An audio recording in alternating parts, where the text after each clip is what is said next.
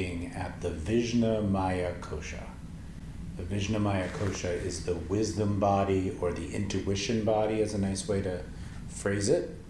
It's the next layer down from the mano, which we've just been working with.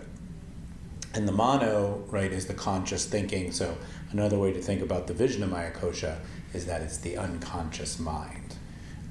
Now, the unconscious mind is an incredibly part of our overall balance, because really all the unconscious thoughts and knots in our life affect our conscious mind and how we act. So until we balance the unconscious mind, we're going to have issues in our lives, even if we've kind of worked on the conscious mind and gotten to the roots of things in terms of intellectual or psychological knowledge. We might still have some stuff in the unconscious mind that needs to be looked at. When we balance this kosha, we're removing another barrier so that we can really see the truth of who we are. And the word for truth in Sanskrit is satya.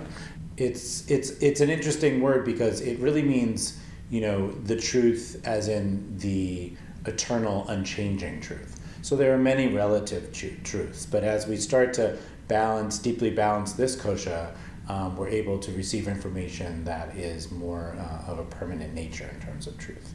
The other way to look at it is that this kosha is the place where sort of the conscious mind and the unconscious mind fuse. That's sort of what feels to us like the spiritual, right, and the sort of regular world. So as we get into this kosha and we get this kosha balanced, what starts to happen, even though they're never really truly separate, is we start to feel like, one possibility anyway would be that we feel like our spiritual life, right, and our intellectual life and our mundane life, you might put it, right, become one. So that would be a sign that this kosha is balanced. So as you can see, that would be highly appealing if you are a seeker. The main practices for balancing Vijnanamaya Kosha are what are traditionally considered meditation. So Patanjali reminds us in the Yoga Sutras, and he has a whole slew of sutras in the first chapter, 132 through 139, if you're a sutra person. And it's a whole list of ways one can meditate, specifically like different possibilities of meditation. And then the last one is any meditation that's in harmony with your religious heritage. So I just want to put that in there because if you have a deep, strong meditation practice that you feel is really benefiting you, then that is always good to do. And you can replace this whole lesson with sort of digging deeper in that, and I would say that would probably work for you. But if you're kind of going along with the course, what we're going to work with this week is a few different meditations. So I thought it'd be good just to talk for just 1 minute on what meditation actually is. And in the Yoga Sutras, there's an equation, dharana dhyana, leading into samadhi. And, that's usually looked at as focusing on an object and then having that object in you be fused together. So if you're doing a breath-based meditation, for instance, you're watching your breath move in and out, and then you sort of don't really know where you and your breath would be separate. And then the third stage of that is sort of that all rolling together. So like really the whole essence of the process is clear to you. So you're watching your breath, but now you've sort of what would feel like gone beyond that, even though you're still watching your breath, right? You are sort of one with the whole experience, and deeper insights, and this is where the Vijnanamaya Kosha comes through, can come up. That's one possibility. So the first stage of any kind of meditative experience is just paying attention to something. And then the second stage is like feeling more connected to it, like you and that are one and grooving. And then if in Buddhism, that would be probably referred to as tranquility meditation. And so if you get there, you will feel very sort of calm and centered. And really that does a lot towards balance. So that would be sort of one goal you might have. And then the next goal would be for that sort of concentration to fuse so much that it is opening up your Vijnanamaya Kosha, and the entire possibilities of your mind's potential are now available to you.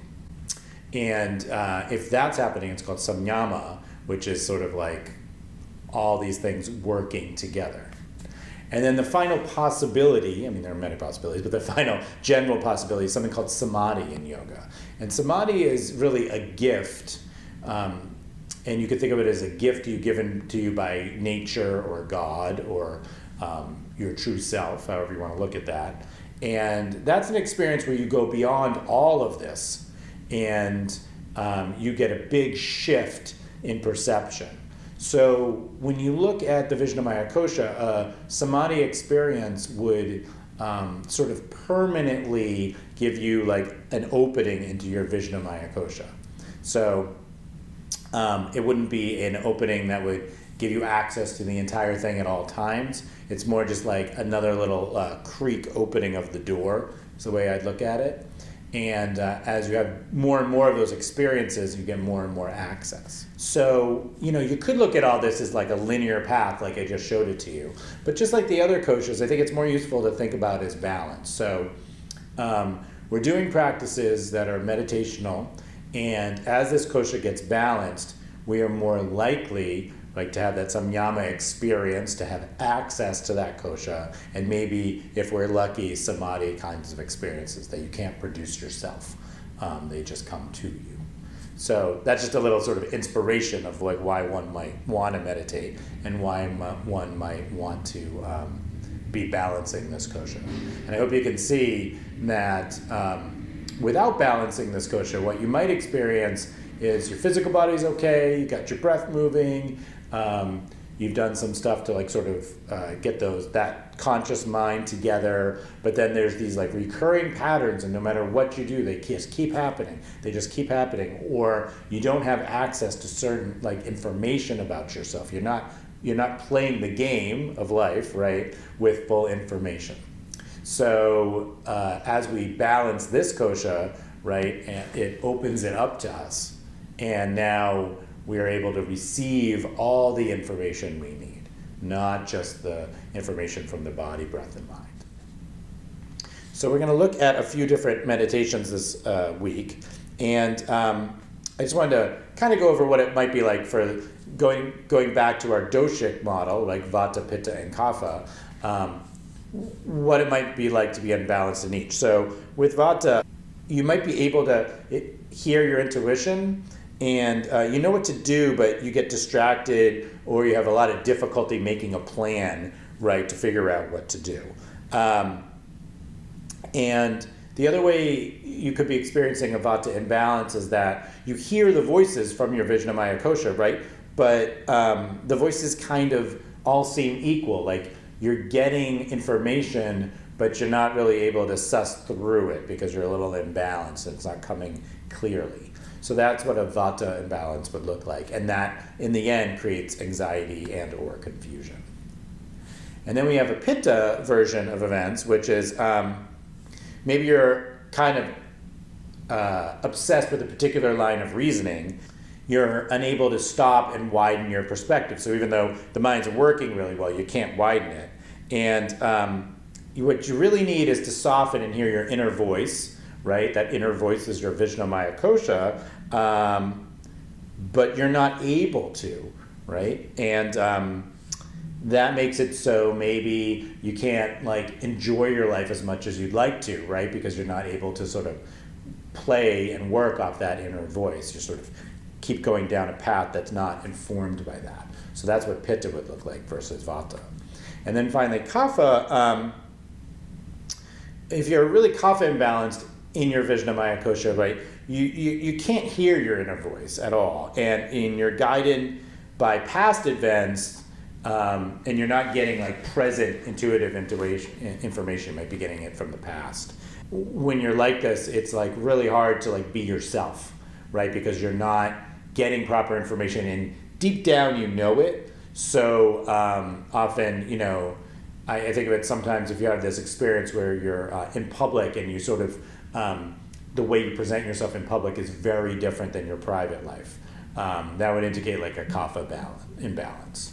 So what we're going to work on is what I've offered here is 3 different meditations. Now, there's a lot of ways to meditate, and if you're interested, in learning about meditation, you can always email us. We have some other things that we offer for that. But in this course, what I did is I gave you 3 meditations, and we're going to break it down into Vata, Pitta, Kapha.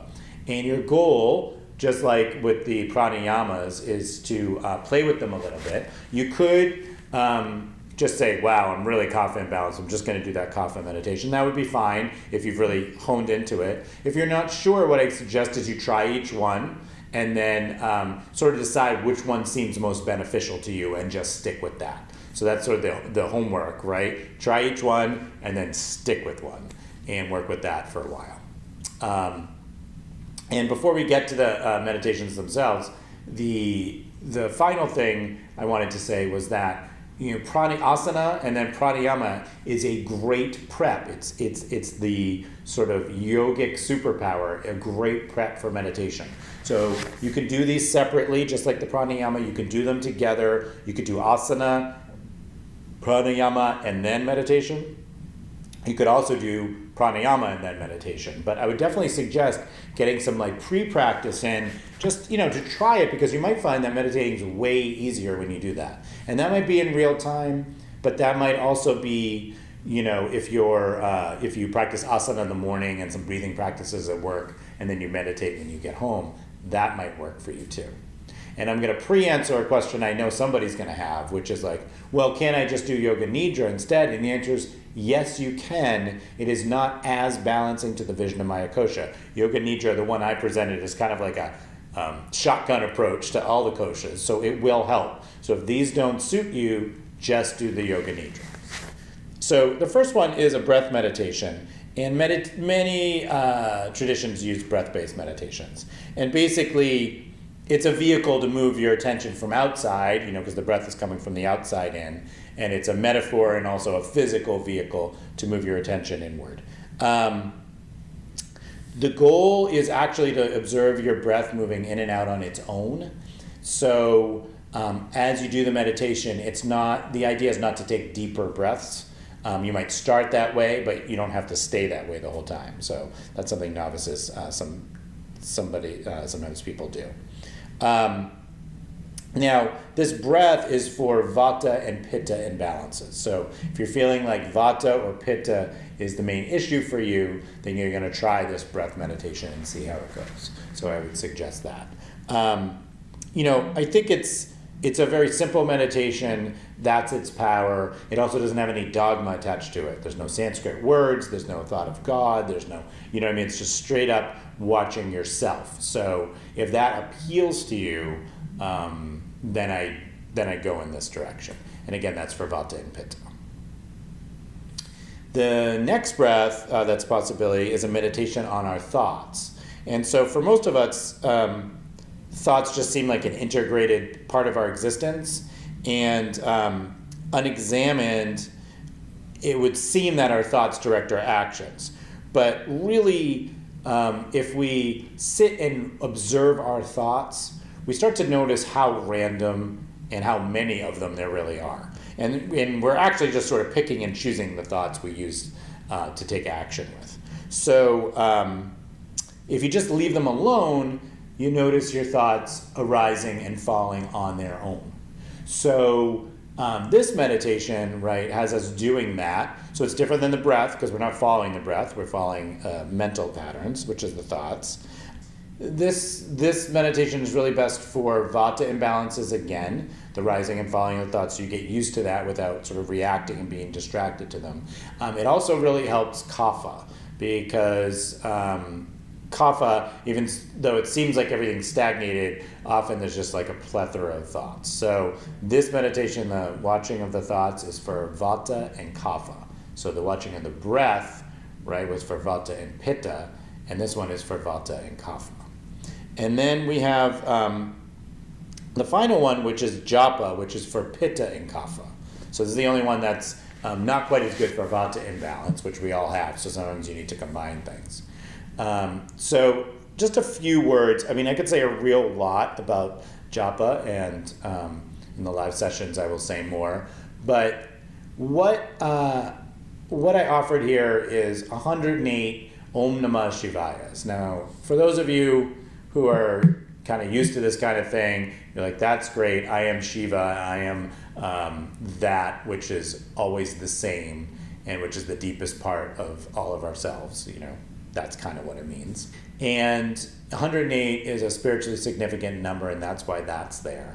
Now, when you repeat a mantra, you can do it with mala beads. And if you have mala beads and you like the mantra thing, I'm wearing mala beads on my neck, then you can just repeat it as you go. I've recorded a version where I'm doing it out loud to help you, so you can kind of get used to the idea. This could be done sitting, this could be done walking, right? This could be done lying down. You can do it any way you like. The mantra itself has power, so the mantra itself is reprogramming you, giving you more access to Vijnanamaya Kosha, is one way to look at it. So if that appeals to you, you might really like this. And again, it's good for Pitta and kapha. I gave you the doshic implications, but if you really feel like one's super appealing and moving you deeper into your Vijnanamaya Kosha, just go with that. Don't be too judgmental or discriminative in that way about, oh, I'm Vata imbalanced, I better do it this way. It's just to give you direction. Because there is the possibility, right, that you're doing a Vata balancing asana practice, and maybe a Vata and Pitta balancing pranayama practice, and then you're doing a kapha balancing meditation practice, and that just feels right to you. So our goal is to balance the koshas and elevate ourselves. And if you feel like that is happening, right, you are doing the right things. Enjoy balancing your Vijnanamaya Kosha. Om Shanti, Om Peace.